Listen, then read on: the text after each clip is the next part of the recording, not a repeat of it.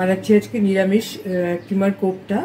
এটা ঠাকুরবাড়ির যে একটা রেসিপির ইম্প্রোভাইজেশন। আমি একটা নতুন একটা ফর্ম দিচ্ছি এটাকে। ঠাকুরবাড়ির রেসিপিটা অ্যাকচুয়ালি ছিল নিরামিষ কিমার তরকারি। আমি এটাকে একটা অন্য রূপ দিচ্ছি, নতুন করে ইম্প্রোভাইজ করছি এটা। আর এখানে নিয়েছি 3-4টে বিট। আমি এটাকে গ্রেট করে নিয়েছি। এটার সঙ্গে আমার একটু আদাও আছে, কাঁচা লঙ্কাও আছে। এটার সঙ্গে মিশিয়ে আমি এটা গ্রেট করে নিয়েছি। আর এই ছোলার ডালটা আমি কালকে রাত্রিবেলা থেকে ভিজিয়ে রেখেছিলাম। এর সঙ্গে দেখতেই পাচ্ছ শুকনো লঙ্কা রয়েছে, কাঁচা লঙ্কা, দারচিনি, তেজপাতা, এগুলো সব একসঙ্গে আমি ভিজিয়ে রেখেছি। এটাকে আমি এখন একটা পেস্ট করে নেব। যতটা সম্ভব জল ছাড়া এটাকে পেস্ট করার চেষ্টা করতে হবে। না, এটা এখনো হয়নি, আর একটু এটা করতে হবে। এর মধ্যে কিন্তু আমি নুন চিনিও দিয়ে নিয়েছি।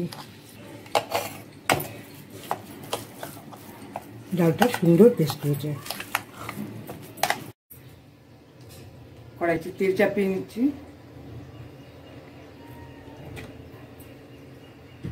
আঁচটা কম রেখে আমি কটা কিশমিশ এর মধ্যে দিয়ে দিলাম। এর মধ্যে আমি এগুলো দিয়ে দিচ্ছি।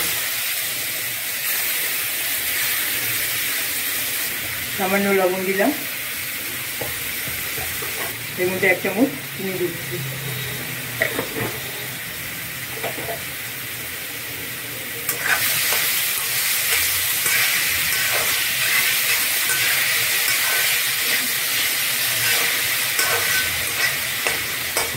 দিয়ে দিচ্ছি একটু রোস্টেড বাদাম।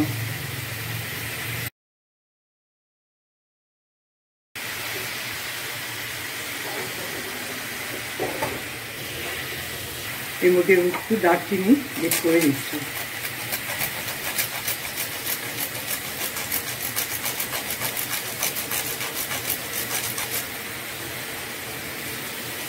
একটু জায়ফলের টুকরো।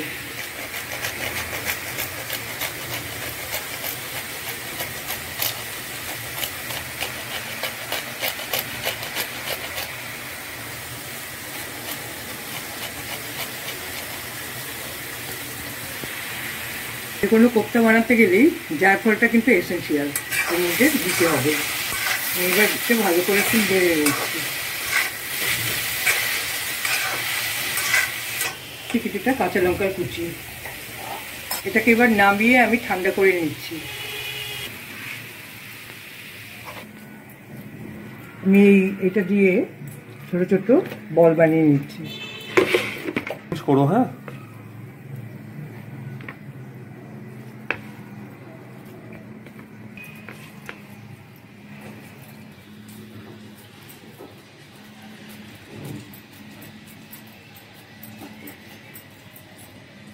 কত হয়েছে ওখানে?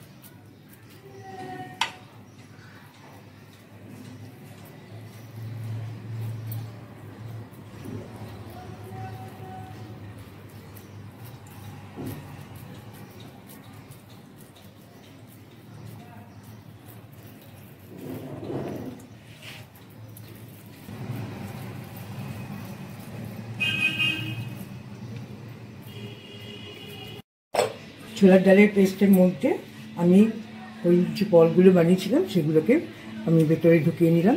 তোমরা দেখতেই পেলে কীরকম করে করেছি। আর ছোলার ডালটার মধ্যে যখন আমি বেটেছি তখন তোমাদের দেখিয়েছি দারচিনি, এলাচ, লবঙ্গ এইসব আমি দিয়ে নিয়েছি ওতে। জিরে, তারপর ধনেও তার মধ্যে ছিল। কাজেই ওটার মধ্যে আমার নতুন করে আর কিছু দেওয়ার দরকার নেই। সেই কারণে তোমরা কিন্তু কখনোই ধনে, জিরে, আদা বাটাগুলো এগুলো দিতে ভুলবে না ডালের সাথে। এগুলি সমস্ত আমি একসঙ্গে বেটে নিয়েছি, সেই জন্য আমি নতুন করে আর কিছু দিলাম না। এর মধ্যে আমি একটু বেশি করেই তেল দিয়ে নিচ্ছি। এটাকে কিন্তু আমার ডিপ ফ্রাই করতে হবে। তেলটা গরম হয়ে গেছে, আমি আঁচটা এবার একটু কমিয়ে দিচ্ছি।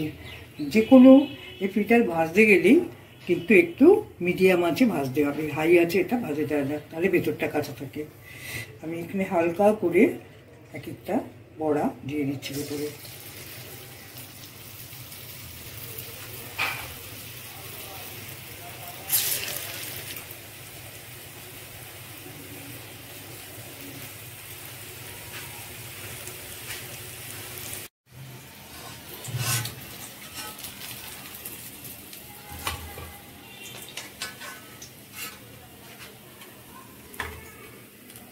আমার কোফতাগুলো একদম রেডি।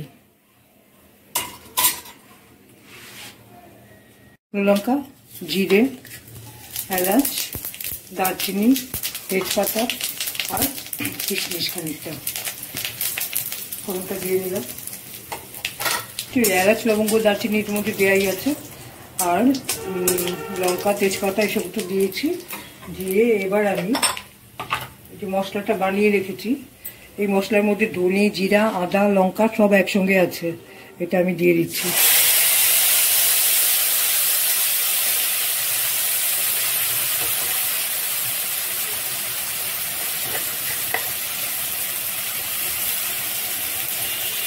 সামান্য হলুদও দিলাম, দিচ্ছি 2 চামচ চিনি। নুনটা স্বাদ মতো দিতে হবে, আমি 1/2 চামচ নুন দিলাম।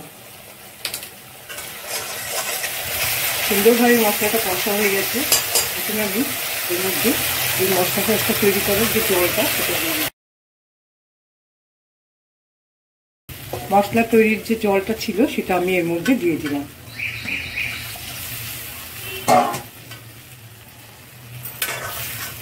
আমি একে ঢেকে দিচ্ছি, ঝোলটা ভালো করে ফুটে নিচ্ছি। আর ঝোলটা তৈরি। এখন আমি এর মধ্যে কোফতাগুলো ছেড়ে দিচ্ছি।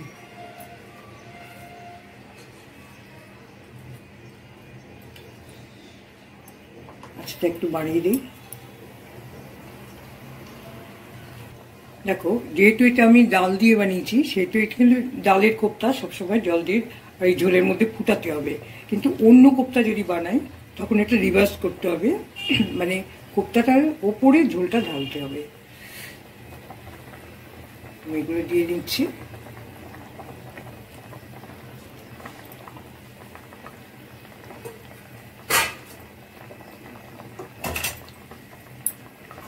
ডালটা না ফুটালে ডালের মধ্যে এই ঝোলের যে জুসটা সেটা ঢুকবে না, সেই জন্য এটা একটু ফুটিয়ে নিতে হবে। এটা 3-4 মিনিট ফোটালেই যথেষ্ট হবে, বেশি ফোটানোর দরকার নেই, তাহলে আবার বেশি সফট হয়ে গেলে পরে সেটা একটু অন্যরকম লাগবে খেতে। এটা আমার মোটামুটি এটা হয়ে গেছে। এখন আমি এর মধ্যে আমার তৈরি করে রাখা ভাজা মশলার গুঁড়ো ছড়িয়ে দিচ্ছি।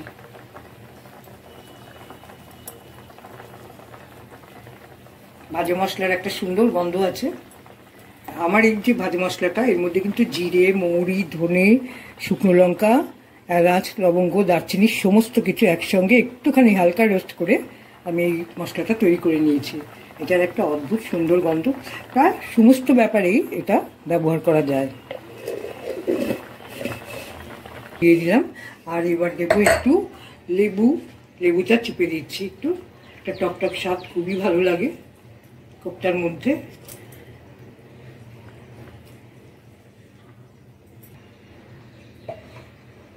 এর মধ্যে এখন আমি 1 চামচ ঘি দিয়ে দিচ্ছি।